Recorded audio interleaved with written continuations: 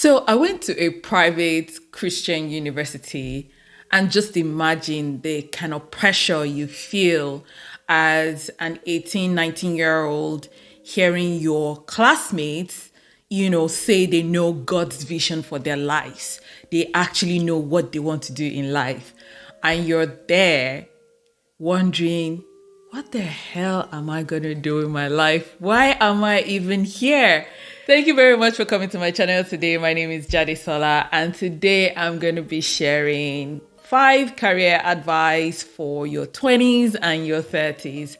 The last advice is actually the most important one, so please try to stay till the end. And if you enjoy my content, you know what to do.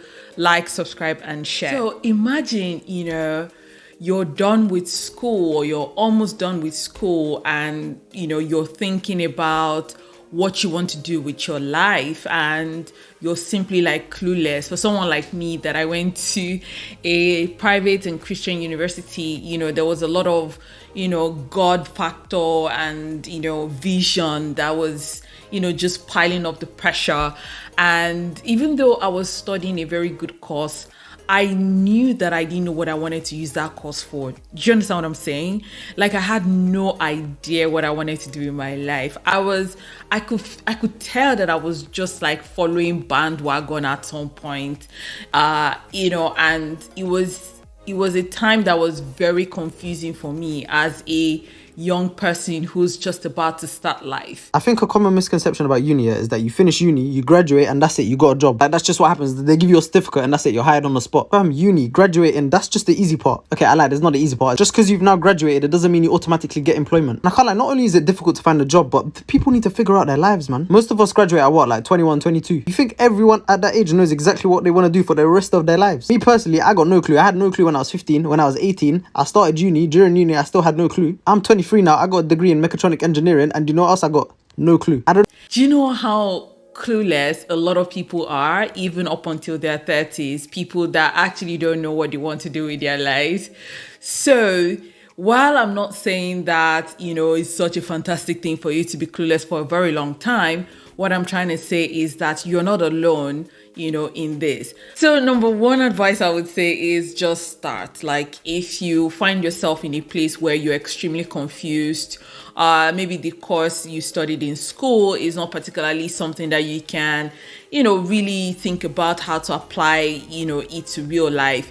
If you're able to find an entry-level job, I would say just get it, start, and then you find out if you like that path or not. Because really, how can you tell whether or not you like something unless you try it? But what I would say is work hard while you're just even starting, because sometimes we find ourselves in situations where we have not fully explored the potential of something before we say, hey, you know what, I don't like this thing, right? You want to be able to answer the question of, I actually tried my best in this particular area before saying, I don't like this thing and I want to try something else. My second advice would be careful who you get your career advice from. These days, there's just so many things going on social media.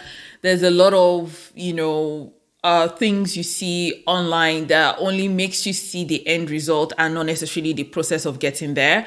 There's also the mentality of, you don't have to work hard, and, things happen like magic, basically.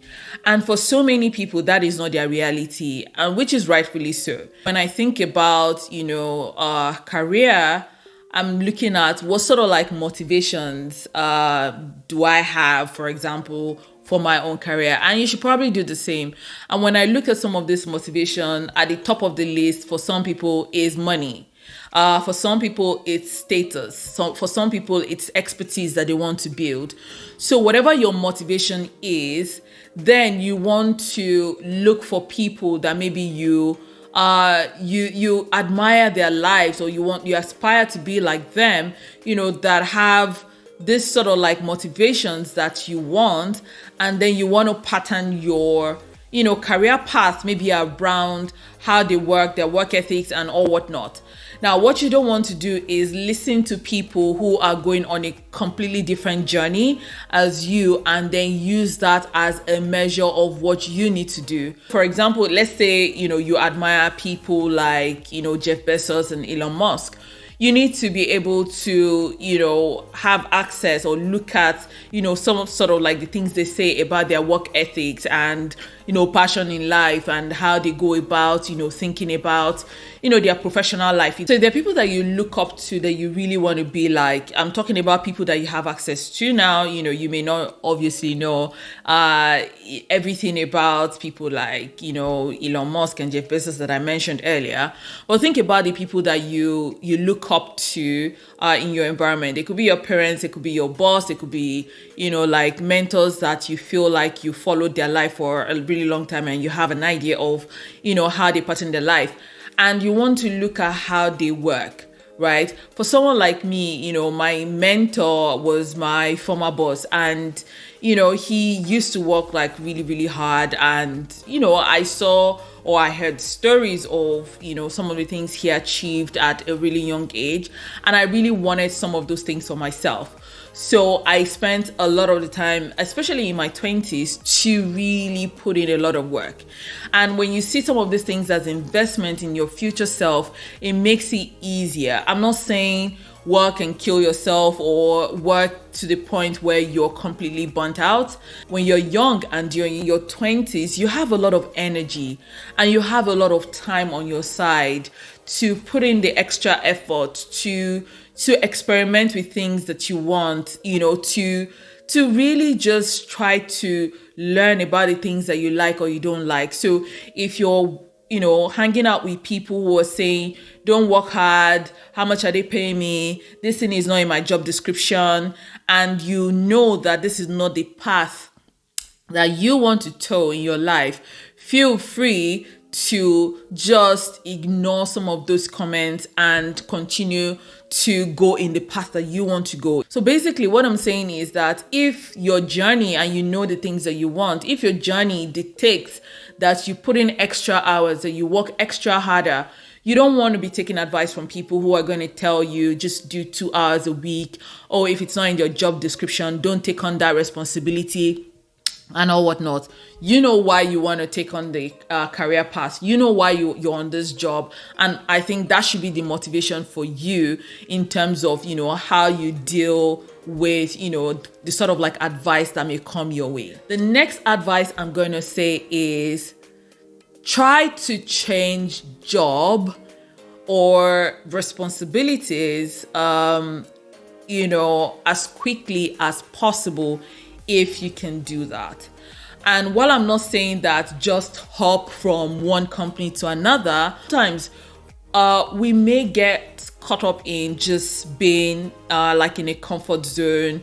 We already have colleagues in this place. We know how the company works, and there's, it gets to a point where you're just like gliding and there's really no other challenge that you're picking up. But if you are able to maybe change your job, maybe after 2 years on a roll, or even changing responsibilities within the same organizations, you can speak to your manager and go like, hey, you know what, I'm looking at, moving to this department, or is there an opportunity in that area? Can I take on this extra responsibility? You know why you're doing this, because you want to be able to, one, put yourself as much as possible in uncomfortable situations, so that you can get comfortable and turn that area into your new comfort zone. You're going to be able to pick up new skills. You're also going to be exposed to more things even within the organization. And if you change your job, you can actually learn how to be better at even doing your job, or how another organization, even within your industry, is doing the same type of job. Don't spend too long doing the same thing. You're not like a machine. Do you understand? Like, you're not like conveyor belt that once they plug, you're doing the same thing over and over again. Try to find ways of putting yourself in situations where you're doing something new, you have added responsibilities, or you're changing, your job completely to have experience working in another organization just to further, hone your skills. Next advice I'm going to give is don't stop learning. And when I even mean don't stop learning, it doesn't have to be anything structured you want to go and get a master's degree or go to a business school. I'm talking about life skills, better communication skills, business writing skills. It could be personal finance skills that you're learning.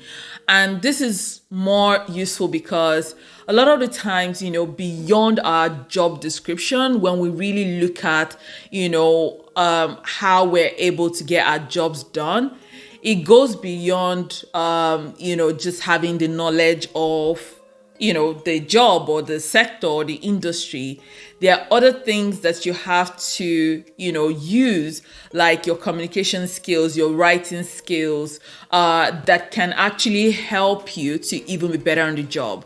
And when you're even looking at skills, other life skills, like I mentioned, like personal finance, how are you going to be able to manage your income? How are you going to be able to get into investments? Those are things that you want to learn, especially in your 20s and your 30s, because this has to form the foundation for when you grow older and you don't want to really get to a stage in your life where you feel like maybe it's too late for you to start. The next advice I'm going to say is try as much as possible to make yourself visible at work. And I can't overemphasize this enough because a lot of the times some of us do the work, but we're not visible. And, in future, we start to wonder why certain people that we know that they are not as good as we are getting into positions that we would like to be in, are getting recognized for their efforts in a field that we know we're better than them at. But they are more visible than us. And, little things that you can do even to get yourself to be more visible could be from maybe speaking up in meetings or writing articles about something in your field. Little things that you can apply immediately to make sure that you're trying as much as possible to be visible in the workplace. The benefit of being visible is far greater than when you are doing the work and you're completely invisible. The last advice, which is the most important thing that I'm going to also mention, is that don't be afraid to pivot. Some of us, sometimes we've been doing one thing for a long time and we don't want to change, or maybe we get to our 30s and then we start to feel like, hey, it's probably too late for me to get into tech or to go and get another degree and go straight into another field. There is no rule that says you can't switch. And, I think that more importantly is when you recognize that you need to make that switch, do it as quickly as possible and don't allow analysis paralysis to deter you eventually from even taking this step when you need to. I have to say, yes, it can be a terrifying thing to do, but you have to get to a stage where you have to be comfortable with that sort of change and that magnitude of change, because you are the only one that knows the motivation for why you want to do this in the first place. Again, if you go back to the thing I mentioned in the beginning, if it's money, status, or expertise, or it could even be work from home that is motivating you to want to change your industry completely, but you have to get comfortable with pivoting your career at any point in time when you need to. So I've come to the end of this video, and if there are things that maybe you did in your 20s that you want to share, or in your 30s that has helped you in your career, feel free to add them in the comment section below. And if you've enjoyed this content, you know what to do. Like, subscribe, and share, and I'll see you next time. Bye.